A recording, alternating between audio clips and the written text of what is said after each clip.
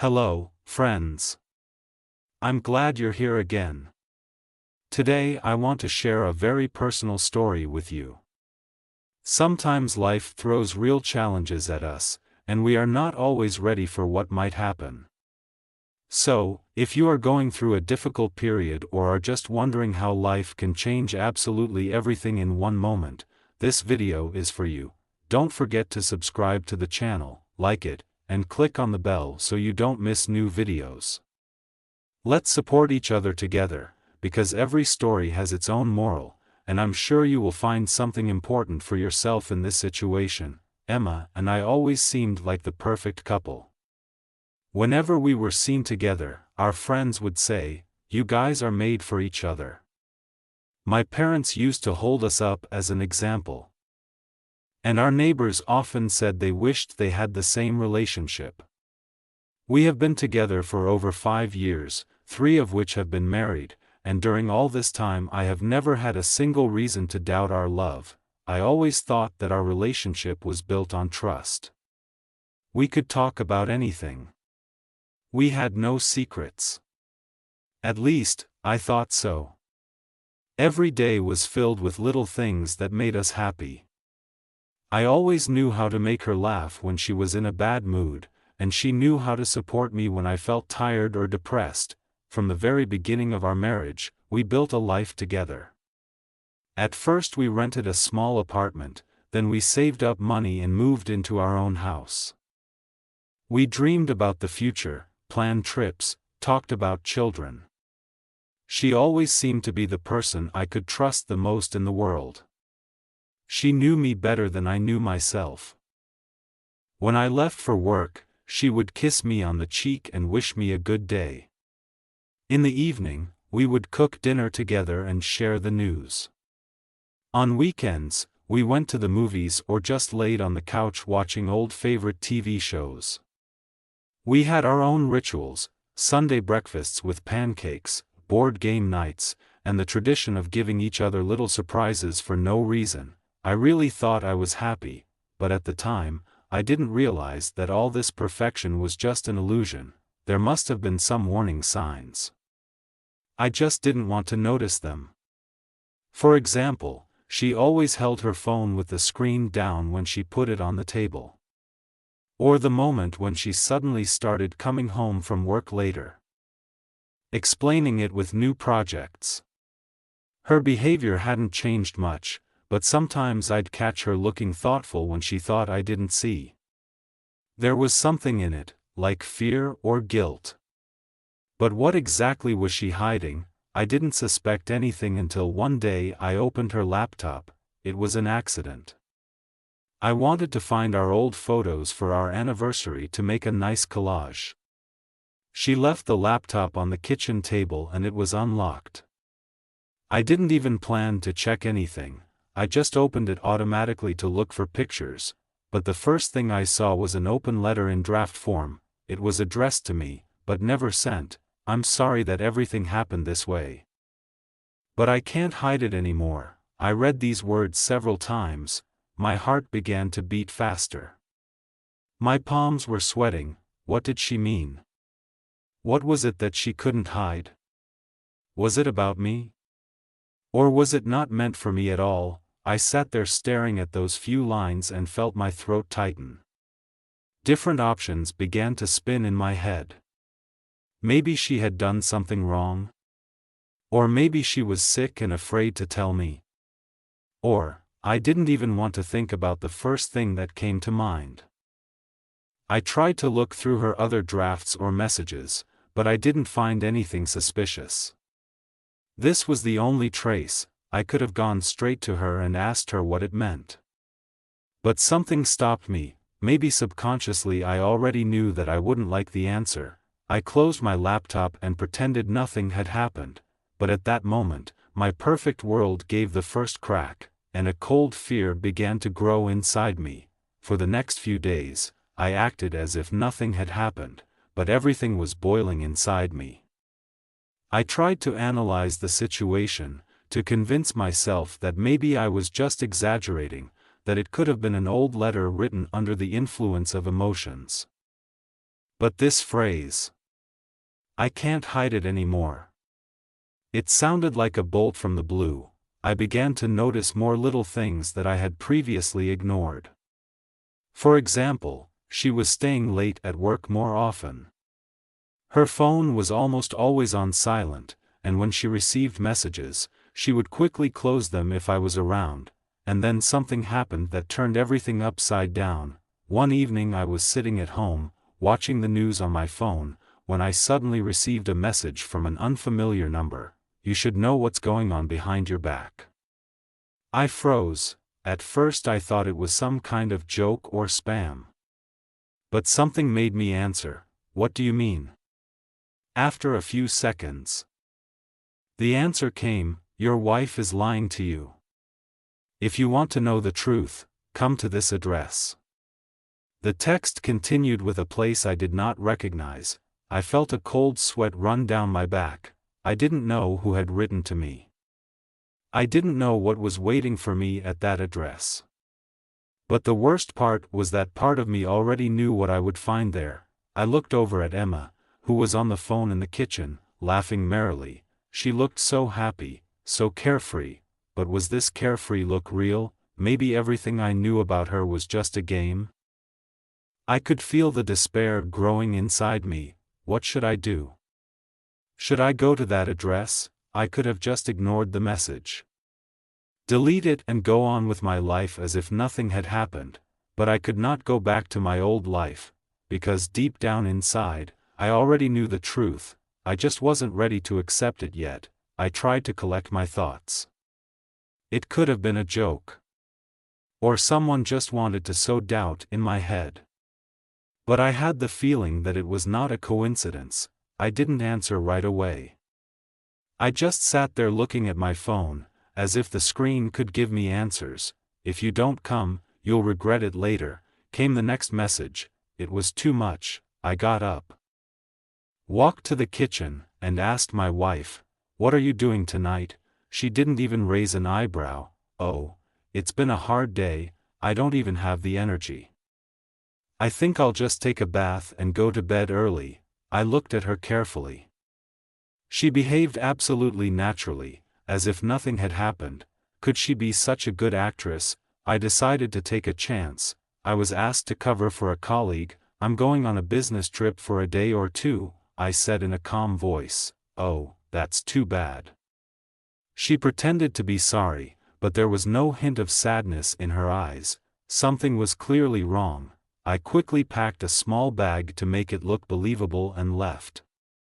But instead of going on a business trip, I drove to the address I had been given. It was an old high-rise building in another part of the city. I parked nearby and just sat in the car for a few minutes, trying to convince myself that I had come here in vain. But suddenly I saw a familiar figure. It was my wife. She was standing at the entrance, looking around as if she was afraid someone would see her. My heart was pounding in my chest. Who was she waiting for? A few seconds later, a man approached her. He was tall and athletic. They hugged each other. I felt the air in my lungs become heavy. Who was he? A lover? I wanted to jump out of the car, go up to them, make a scandal, make her tell the truth. But something stopped me. I decided to wait. And then I realized that I made the right choice, because a few minutes later they went inside, and I decided to follow them. I had no idea what kind of truth I would discover. I stood in front of the entrance, not knowing what to do. My heart was pounding so hard that I could hardly concentrate. I didn't know if I wanted to find out the truth, but it was too late to back down.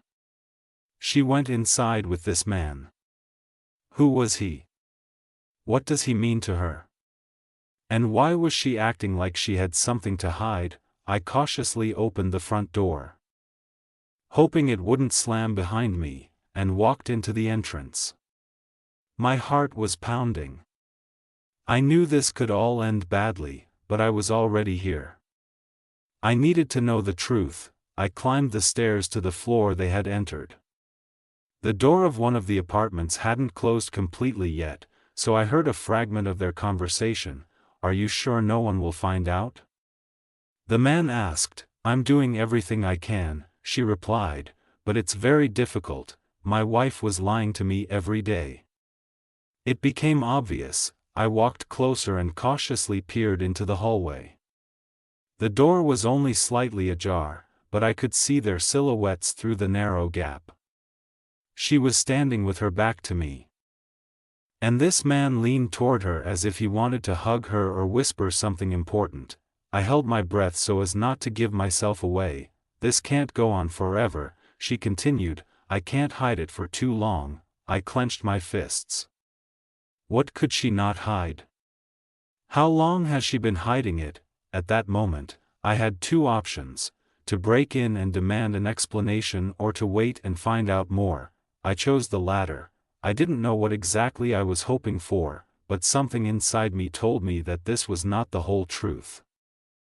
A few minutes later, the man came out. I quickly turned away so he wouldn't notice me. He passed me and disappeared into the darkness of the stairwell. I took a deep breath and went to the door.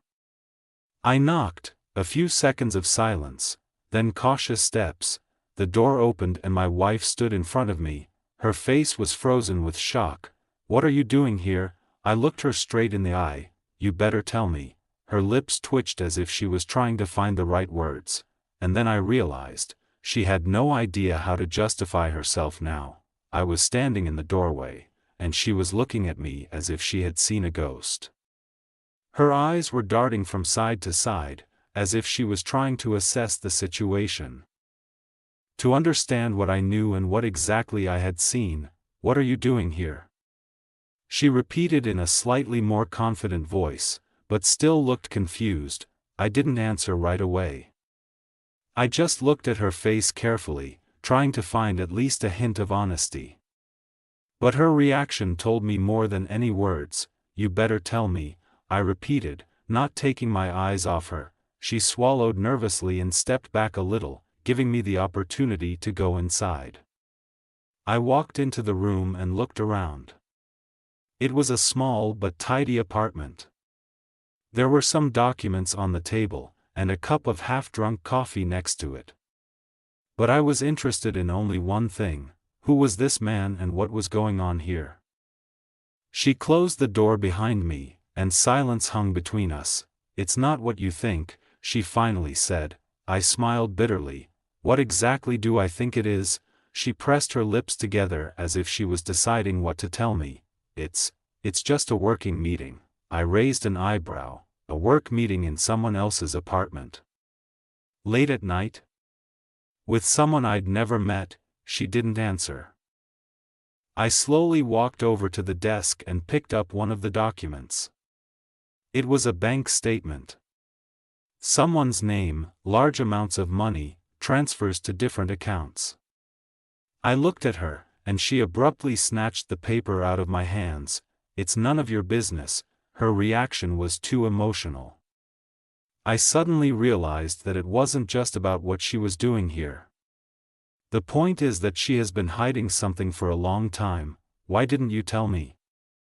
I asked quietly. She turned away sharply. Because it's none of your business. I gritted my teeth. None of my business? You're my wife.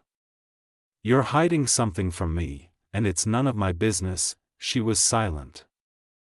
This man, I continued, trying to speak calmly, who is he? She didn't answer right away. He helps me, she finally said. In what way? In solving some problems. What kind of problems? She fell silent again, and then whispered softly, money. I felt my chest go cold. Are you in debt? She looked up at me sharply, and I realized I had guessed right. It's none of your business, she repeated, but this time her voice trembled. How long has this been going on? She grabbed her head as if she were going to be sick. Please, she said, let's talk about this at home. But I didn't want to wait any longer. It's not just debts, right? I suggested. She did not answer. I took a step toward her. Who are you hiding from? She looked at me jerkily, and I saw fear in her eyes. Please, she repeated, we can't talk about this here. I had a bad feeling about this. whatever she was hiding was more dangerous than I had ever imagined. I stared at her in silence. Her eyes darted around the room, as if she were looking for a way out. But there was no way out. She had trapped herself. Who are you hiding from? I repeated, trying to stay calm. You don't understand, she whispered. It's not what you think. Then explain. She bit her lip and finally took a deep breath. I can't, she said. If I tell you, you'll be in danger too. I felt a chill run through me. Danger? She nodded. I wanted to fix it myself. I thought I could. But, her voice broke and she grabbed her head. Please, just go, leave.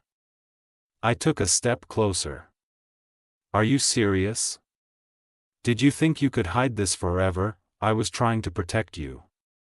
She suddenly exploded. I froze. Protect me from what? She turned away and grabbed the table as if she was having trouble breathing. From people who won't forgive me. I felt my insides go cold. What did you do? She was silent for a long time before speaking again. I took money, from people I shouldn't have taken. I thought I could pay it back quickly. But the interest, it grew. And now I owe more than I can pay back. I sat down heavily on the chair. And this man, he's helping you? She nodded. He's a mediator.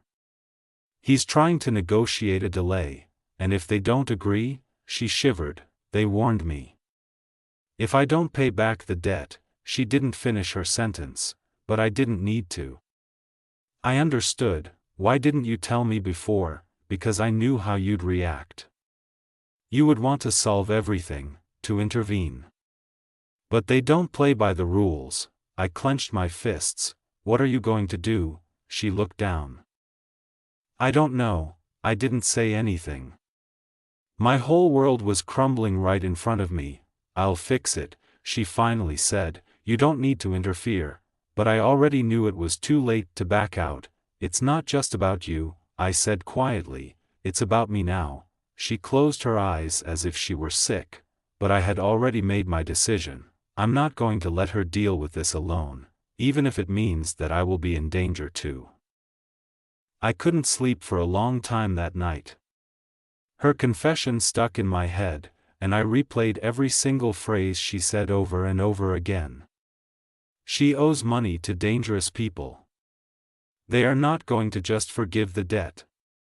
And now I'm involved in this situation too. When I finally fell asleep, I was woken up by a phone call. It was about 3 in the morning. The number was unfamiliar. I picked up the phone. Hello? The other end of the line was silent for a few seconds, and then I heard a low, calm voice. Listen carefully. This is not your problem. Stay away if you value your life. I felt my insides go cold. Who was it? It doesn't matter. If she doesn't return the money soon, you'll be next on the list. The connection was cut off. I just sat there looking at the phone for a while. My heart was pounding and my head was buzzing. I looked at my wife. She was sleeping, exhausted from worry. For the first time in a long time, I did not feel love for her. Only rage. I got up and went to the kitchen and poured myself some water. That was the moment when I realized that I could no longer trust her. She was hiding too much, and I could no longer be a part of her game. But before I could make a decision, I had to find out the whole truth. The next day, I took her phone while she was in the shower and looked through the messages. Most of the numbers were saved under normal names. But one contact looked strange, just an R. I opened the message. I'll get the money. Just give me some time. You've already run out of time. Please, I can pay you in installments. Next time we won't come to talk. I felt a shiver run down my spine. I looked at the call list. This number called her several times at night while I was sleeping. She lied to me every day. Even now, I put the phone down and pretended nothing had happened. But I had a plan in my head. I couldn't just stand by and wait for them to knock on our door. I decided that I would meet them first. I could not just wait for them to come for me. I had to act first. That same day, I found a way to get the number of the person who had threatened her. I wrote it down on a piece of paper and looked at it for a long time before pressing the call button. A dial tone, another one, who is it? The voice was sharp and cold. I gathered all my confidence. I am the husband of the woman you call at night. I think we need to meet. There was silence on the other end of the line. Then he laughed. Man, you're minding your own business. She owes you money. I want to know how much, and what are you going to do? Pay for her? I just want to understand the situation. He was silent for a few seconds, then said, okay. Tonight at 8 in the evening. Parking lot at the old motel on the outskirts of town. If you don't come, we'll knock on your door next time. The call went dead. I put the phone down and felt my palms sweating. It was crazy, but I needed answers. I didn't tell my wife anything. I just took the car and drove to the meeting. The parking lot at the motel was half dark, with a few broken lights. I got out of the car. A few seconds later, the door of a black SUV opened and a man got out. He was tall, broad-shouldered, with a tattoo on his neck. He looked at me and smiled. You really came. I nodded. How much does she owe you? He pulled out a cigarette, smoked and slowly exhaled the smoke. 50,000. I felt the ground slipping away from under my feet. That much? How? Your wife likes to take risks. Casinos, betting, debt. She thought she could keep playing and win back. But that's not how it works. I clenched my fists. She didn't even tell me, because she knew you'd snap. He put out his cigarette. Listen, I'm going to be honest. I don't give a shit who you are to each other. I need the money. You have 1 week. If not, we'll get it another way. I didn't ask what he meant by that. It was clear. I returned home in complete silence. She met me in the hallway and looked at me worriedly. Where have you been? I looked her straight in the eye. We have to talk. That evening we sat in silence. I couldn't speak out, but I couldn't stay silent either. She stood at the kitchen table, nervously interlocking her fingers, her eyes red with tears. I couldn't even understand why she was crying more, because I had found out everything, or because I couldn't look at her the way I used to. I'll explain everything. She began, but I interrupted her. Don't. My voice was steady, but my eyes were burning with anger. You knew you were going to destroy our family when you took that money. When you got involved with those people. When you kept all those secrets. I don't know what's in your heart, but I'm not ready to live a lie. She was silent, her shoulders drooping like barley in the wind. I didn't want to see her like this, but I couldn't let it go without a reaction either. Everything she had done, everything she had hidden, had become part of my reality, and I could no longer believe it. I packed my things and told her, it's over. I can't be a part of your problems anymore. She didn't say anything. She just watched me walk out, and her tears started to drip onto the floor, onto the carpet that had once held our shared memories. I did not return home that night. And although I didn't want to believe that this was the end of our marriage, I felt that nothing could be fixed. We had lost ourselves. I didn't say a word to her after that. I left everything and filed for divorce. And now, a few years later, when my life was on a new path, I received another message. My brother, the one who was in this story, decided to tell me the truth. She betrayed me too, he wrote, and that was the end of it. I did not answer. And I had no regrets. I knew I had made the right choice, albeit too late. I had to cut them both off to find peace and start my life anew.